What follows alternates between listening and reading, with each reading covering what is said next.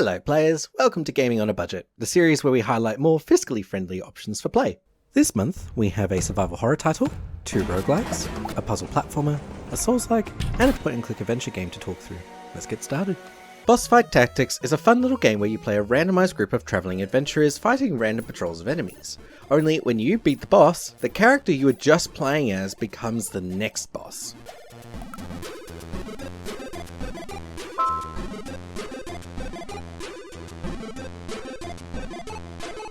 This leads into some great escalating gameplay as you're asked to top yourself every time, until you eventually can't beat the shadow of your past, or the minions that precede them. Gameplay is very simple to learn, yet hard to master. The moveset is based on items you loot and buy, and restrict and dictate how you move and attack. The game is very stingy with coins, so you'll mostly be looting items from the battlefield, when they aren't getting destroyed in the crossfire, that is. There's a large array of items that constantly rotate at the shop, and... wait a minute. This is sounding suspiciously like a... Yes, this is a roguelike, but its design really thrives on that model. The simple controls yet complex tactics lean towards a really strong one more go mentality. I'm also really happy to report that the game works like a treat on the Steam Deck, and the control support personally felt more intuitive to me than using a mouse on my PC. Some of the items also really encourage you to get wacky with your build. For one run, I had a guy whose main move was zooming towards enemies only to suplex them over and over again. I only have 2 complaints.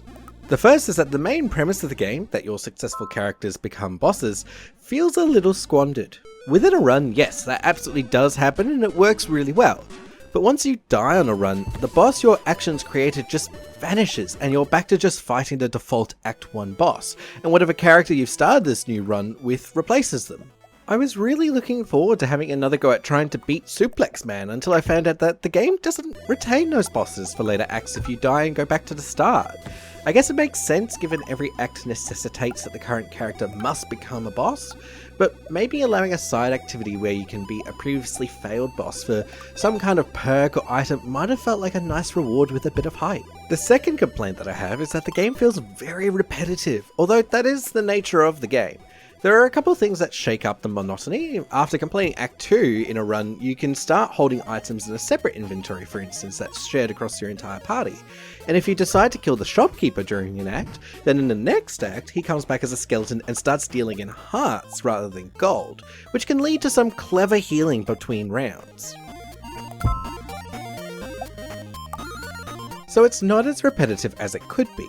And I'm well aware that as someone who has never really gotten into the roguelike genre for this reason, this game is not intended for me.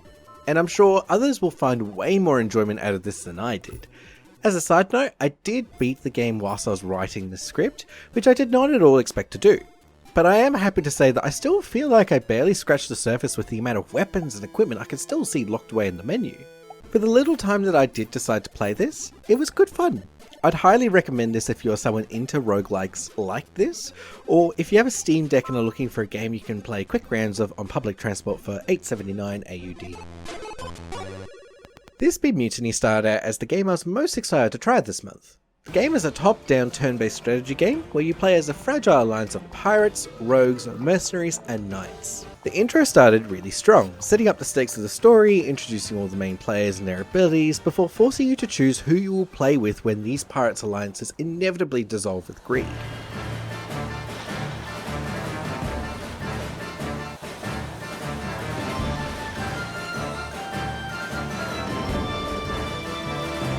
The mechanics are deceptively simple. You can move, attack enemies in range, and certain hero characters have special abilities. Although these abilities felt a bit arbitrary in their parameters. For instance, Sylvester can attack from a short distance, but only if he's either already moved, or if there's something between him and the enemy. Similarly, Eleanor is the only character who can heal, but only by healing someone else at the same time. She can't ever just heal herself. But okay, it's a strategy game. There has to be a trade-off somehow. Could have been more elegant or better explained, but it is what it is. Where this game falls apart though is its structure. For there was one tag I felt the need to add after playing it that the Steam page had not mentioned at all. Yeah, so this one's also a roguelike. Once you get through the intro, there are no saves. You're on your own. I also would argue that the store page is a bit misleading. They show characters as having levels and classes, and in fairness, this is shown in the game as well, but not once did I see a character ever gain experience or level up at all.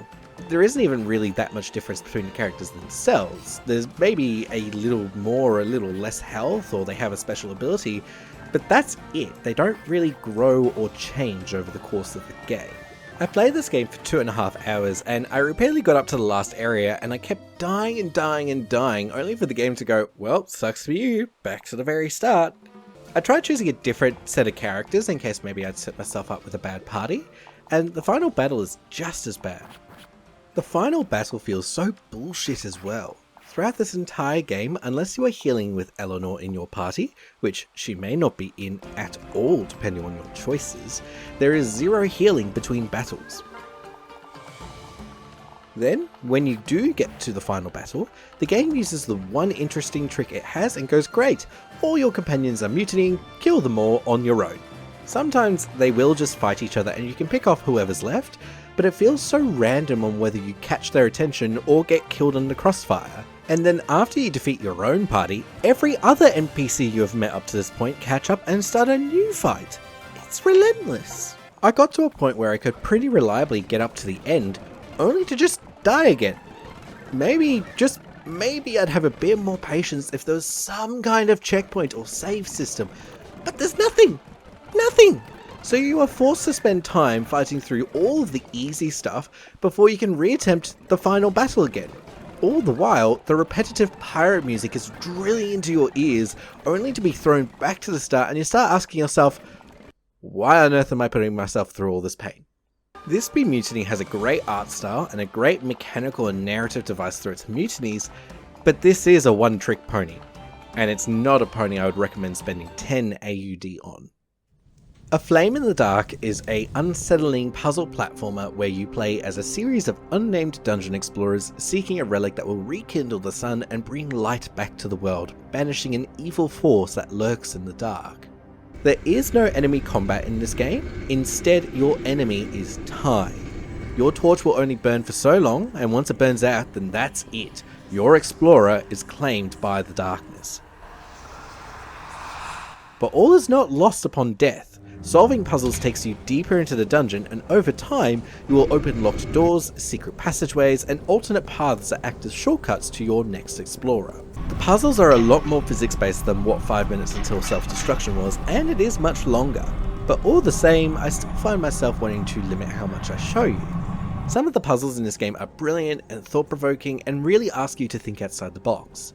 There are also, without spoiling the hows or whys, some puzzles that require you to sacrifice one or more explorers. There was at least one puzzle where I was unsure if this was the intended solution, or if there was another solution that I had missed somehow, but it's fascinating all the same that death isn't always a roadblock in this game. Sometimes it is a legitimate way forward.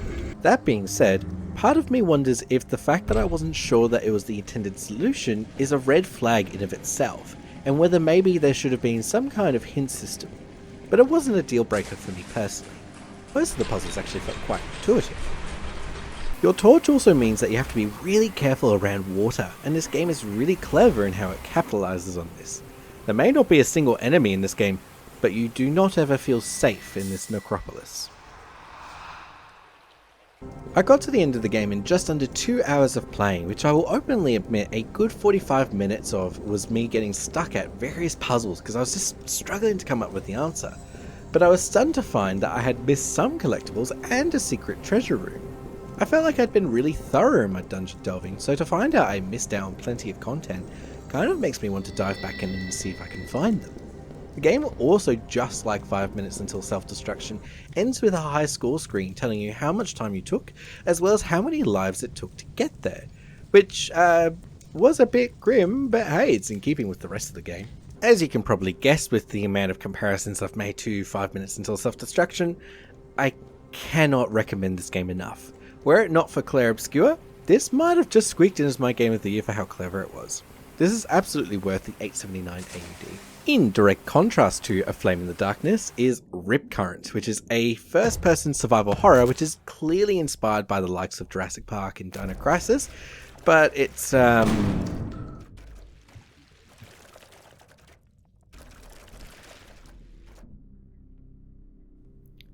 somewhat lacking, shall we say. The story is very meh. You're told that you're on a retrieval mission for some important data, and so you have to get in, retrieve it, and get out whilst avoiding all the dinos present on the island. There are some really flimsy justifications for the plot through really monotonous audio logs and documents, and your character reacts to everything with the energy of someone waking up from a mild daydream. Evans, be ready. I'm gonna take care of these reptilian pricks.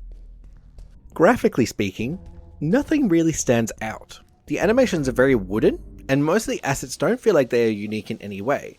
And I don't know whether this is necessarily the case, but the game certainly feels like it's an asset flip. There's also just some downright laughable level design.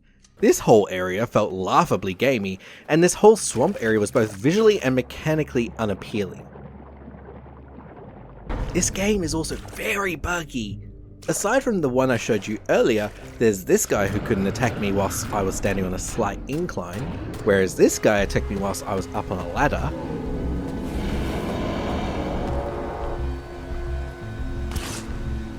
Then there's this guy who pushed me through a wall, and there were a few times where a mosasaur was meant to burst through some wooden platforms, but you can see exactly where it's going to happen in advance because these splash effects play on repeat even before the attack happens.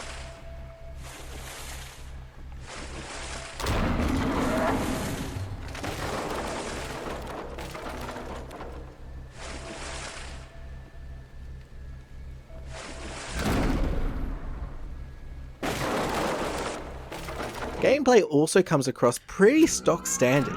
There's some shooting with limited ammo, a lot of keycard hunting, or on one occasion, hand hunting as a direct rip-off from Doom 2016, as well as some platforming, crawling and hiding. But none of it was particularly fun. The game is about 2 hours long, and nothing ever really inspired any sense of confidence that the devs here knew what they were doing.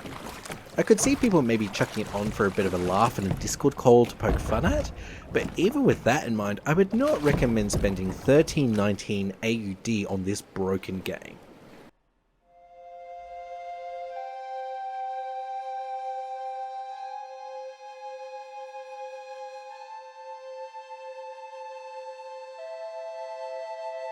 Carnival is a point-and-click adventure game by solo dev Beyond Bullions, where you play as James Maynard, an English journalist who arrives in Venice in February 1933.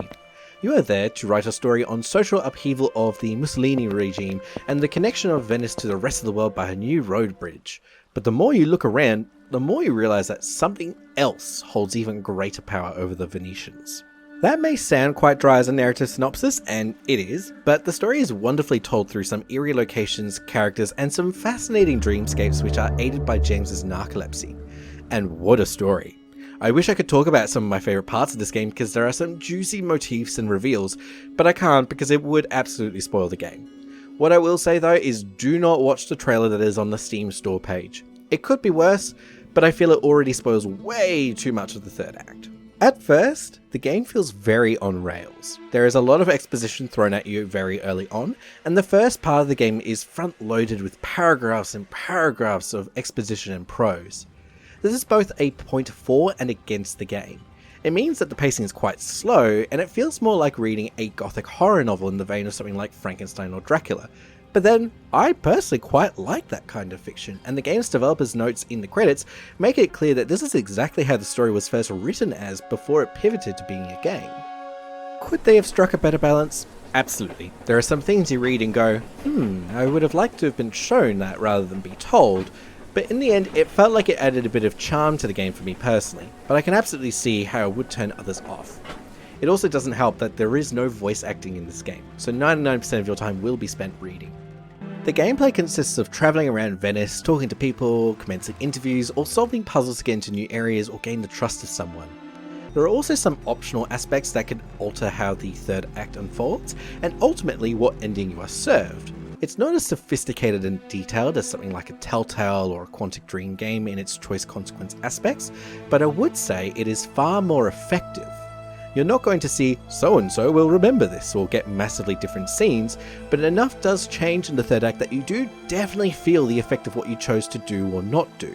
Complaints-wise, I was not the biggest fan of the art style at first. This noodly armed pixel art style that this game uses is always a bit hit or miss for me personally, and I've seen it done better elsewhere I feel. After a while though, I did forget about it and just got sucked into the story, and there are a handful of wonderfully detailed close-ups that felt quite unsettling at times.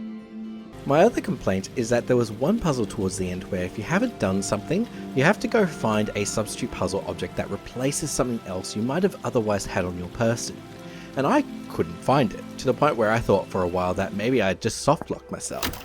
I found out later on that no, I hadn't, and I just needed to do some pixel hunting. But by that point, I had already reloaded a save and made the other choice to eliminate the need to find the backup puzzle piece. With that in mind, maybe something as simple as having a highlight toggle for interactable objects might have been nice. I would highly recommend this game to anyone who enjoys a bit of gothic horror and is hungry for a great point-and-click adventure game. This is on the pricier side of this video for $17.75 AUD, but there is a demo, and I would highly recommend checking that out if you want to have a try before you buy. As a side note as well, if you end up enjoying Carnival, or if you want a game that's just as good if not better for free, I cannot recommend If on a Winter's Night for Travelers enough. I did a whole written review of it years ago on my website, so you can check that out there. It's had a Steam release since, and I personally find this game's application of the noodly armed pixel man art style a lot more sophisticated. It's set in the 1920s and is an anthology of 4 short stories of the sad lives of 4 people who meet on a train. If I say anything more, I will be spoiling it. Please go play it if it interests you. I'm also delighted to say that both of these devs appear to have new games on the way, and Beyond Bullions themselves have already released a prior game in 2023 and a demo for their upcoming game, which I will absolutely be keeping my eye on. This is not quite a review, more of a first look, but Master Relic is a Souls-like RPG where you play a robot android thing that is awakened by some kind of fungus-based force. And that's all the story you're explicitly told. In true Souls-like fashion, everything else is learned through context clues in the environment. Although there's not a whole heap of info and item descriptions, and while there are a couple of vendor NPCs that I've personally found, they have no dialogue associated with them at all. But it is early days because this is a game that was recently released in early access. So far I've played about 5 hours over a couple of days, and I'm really enjoying it so far. The combat feels pretty good, although parrying feels a bit off. You have to do it much earlier than what it seems, and I haven't really got used to it, so to be completely honest, it might just be a skill issue. Consumables and ammo couldn't be swapped out for others in your inventory when I was playing unless you opened your inventory mid-battle, but I will note that at the time of writing, they have released a patch that allows you to properly swap on the press of a button for both. The art style is gorgeous, to the point where there were a couple of vistas that were genuinely breathtaking. The level design also feels right at home in the Souls-like genre. Lots of interlinked shortcuts and verticality that really encourage you to explore every nook and cranny for items and secrets. Your little robo dude is also much more agile than your standard Souls-like protag, and I also love the quality of life feature they've added here where running decreases your stamina, but you can keep running without being forced to stop. This allows with running back through older areas immensely, but it also means you have to be really careful to not get pulled in a fight with no stamina, because without it, you can't actually swing your weapon. It's a great balancing act for a game to pull off so early on in its development. The most interesting unique hook of this game though, is how it handles leveling up. So as you normally do with Souls-likes, killing enemies gives you currency. You can then get that same currency in item format for hoarding and saving between deaths, but spending it is much rarer in this game. That's because on top of armor and clothing pieces which give you resistances, your robot also has different body parts they can swap out. Some of these also come with little effects and bonuses, but they all affect the level caps on different stats. This then means you can't just grind level after level like you might in Souls-likes. This game forces you to strategize and think ahead about what kind of build you want, and then rebuild your robot body to actually allow you to sink in the points you want. Even if you sink in those points and then swap it out, any points you've already invested in a stat that now has a level cap lower than what you've invested refunds the excess currency you previously invested. For some people, this will be an interesting engaging mechanic that will encourage forethought. For others though, I could see this being a roadblock if you can't find any body parts that allow you to spec out your character in the way that you really want to. Again though, it is an early access, so we may see this mechanic evolve over time and get rebalanced. But personally, I'm really enjoying it. From what I've read, I'm about a third of the way through the content that's currently available, and this coming month they're planning to add another island with a new boss fight, so it's safe to say that I have a long way to go. and the devs have been pretty clear with giving a roadmap to players of what they expect to be doing over the next 12 months to hit 1.0, which is fantastic.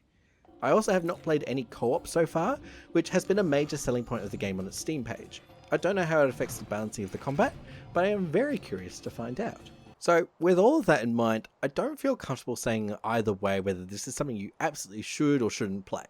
But I would say that, at least in its current form, it is certainly interesting, and I will continue to play as updates come out. It's also worth noting that this might be the only time I bring this game up in this series. Right now, it's $21.95 AUD, and the devs have said that they do plan to have the price go up as the milestone updates are released. So depending on how high it ends up being, it may not feel right to include this in a series about gaming on a budget. But I think it is worth highlighting how consumer friendly this model of pricing is in how it allows people to buy in early at a lower price. When the game comes out into 1.0 release, I may end up doing a separate video review on it. We'll see how we go. And those are the budget-friendly games I played. Apologies that this video is late. I had intended this to be a monthly series, but October got unexpectedly busy for me, and in the last month a few more personal projects have come up, which means I'm not sure how stringently I'm going to be able to stick to monthly videos on top of my day job, social life, and those projects. I will try to keep this as close to monthly as possible though. So what do you think you'll play? Have you played any of these already? Do these games remind you of any other budget-friendly games that you would recommend? Pop these down in the comments and feel free to suggest any games that you want me to have a look at as well. First preference will always go to games though that have gotten minimal coverage elsewhere, so bear that in mind. In the meantime though, I hope you all enjoy your holidays. I'll aim to have the next video out around the end of December or early January, but until then, have a lovely morning, afternoon or evening, wherever you may be.